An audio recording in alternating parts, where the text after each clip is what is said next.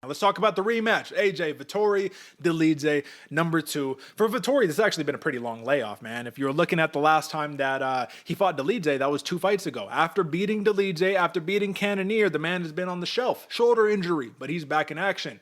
And then you got Dolidze on the other hand, coming off that knockout victory against Kevin Holland right there. Listen, man, this dude is serious, Dolidze. He's this knockout guy, but he's a jiu-jitsu guy, and we haven't really seen him hone in on one or the other. It's always a mixed bag. But my question to you, as always, just like we talked about last week with the last rematch, what makes this fight different? Why is this fight happening?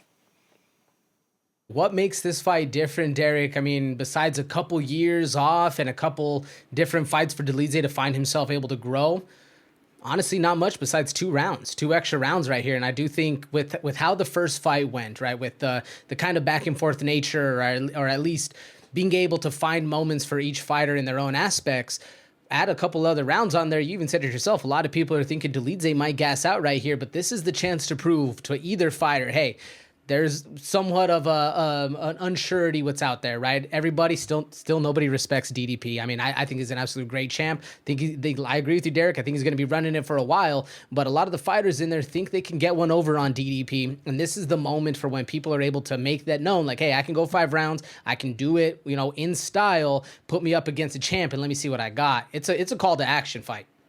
Yeah, no, that's actually fair. And I think that there's another thing that we have to thread in here too. And I think it's about perception, right? Scoring, things of that nature. We revisit this every now and then. But let's just take a quick aside back to the Pereira fight last week, right? Him and Ankalaev. If you're looking at people who are number crunchers and they're like, well, he leg kicked him 4,000 times and had, all these body shots and all that, so he should have won, right? But if you watch the fight, you see a little bit of a different thing. I think we actually see something similar here with Vettori. Vettori is a nonstop chipping at you, little pot shots here and there. Dolidze, though, it's only going to take him, give him a stumble, hit him with a big shot, you win the round. I don't care all the little damage. I'm not going to say I don't care. I don't think the judges care about the little ticky-tack stuff because they don't have real-time stats to count that. It's just going to be about damage perception. So Dolidze absolutely has a path to victory right here, because the one thing about Marvin Vettori that we know is while he has power, the man has, 2 finishes in his UFC career? 10 of his last 12 fights went to decision here, AJ. So let's talk about the scoring. How does that implement? Is it as simple as just damage trumps all, or is it more nuanced than that? Nah, Derek, unfortunately, as we've seen the UFC, especially this last year in 2025, how we've seen the judges really look at fights, damage absolutely trumps all. And even with the Pereira fight you were talking about just last week, damage would have trumped all, but there was really no significant damage that was done, right? Legs kicks, we all know they hurt, we all know they do damage, but they're not getting the oohs and the ahs like a big overhand right or a spinning heel kick like we also saw last weekend, right? Those are the things that make the judges really take notes and really make big moves and give you points for those kind of in those fights.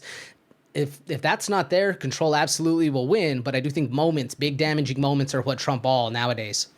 So we need to see some volume then on both of these guys' sides. We know Vettori's going to bring it. Dolidze, I don't think so as much. We know the grappling kind of nullifies each other, so I don't particularly see them trying to get this fight to the ground. Instead of it just being a repeat of the last time, man, just give me something, because I don't have much else on this fight. I think that this is the first fight all over again. That's why I'm picking the over. I want the distance. I don't even care about the over, which is 4.5. Give me the pure distance play right there. And it has crept up to minus 220 too, folks, for the live odd. I gave you the minus 190 prop lock. It's crept up to minus 220. You got to grab it ASAP. But what do you got here, AJ? Yeah, there's a reason it's creeping up, Derek. I agree with you. I do think it's going to be very similar to the first fight. The big turning tide, right? The X factor is going to be who is more fresh in that 5th round, who's able to make it actually work, right? Especially if it's going in tied 2-2, that's really going to be a deciding factor. And who has that dog in them? That's going to be who wins the fight. I think it's going to be Dolidze. I'm rolling with him. But I think, and going back to what we said, damage wins. If he's able to damage Vettori and bloody him up, I think he takes his victory home. So I'm rolling with tried and true. I'm rolling with the evil I know versus the one around the corner who we haven't figured out yet with the Dolidze. But hey, listen, I think that this is going to be a pretty cut and dry fight. Tail whoever you want to tail right here. I got Vettori decision, AJ Dolidze and method decision. Decision, yeah. Okay, fair. All right. Vettori's never been finished in 27 pro fights either, man. So, it's something to take into account. But easy main event, folks. This is a chalky card this week. So it's going to be pretty tried and true for a couple of them.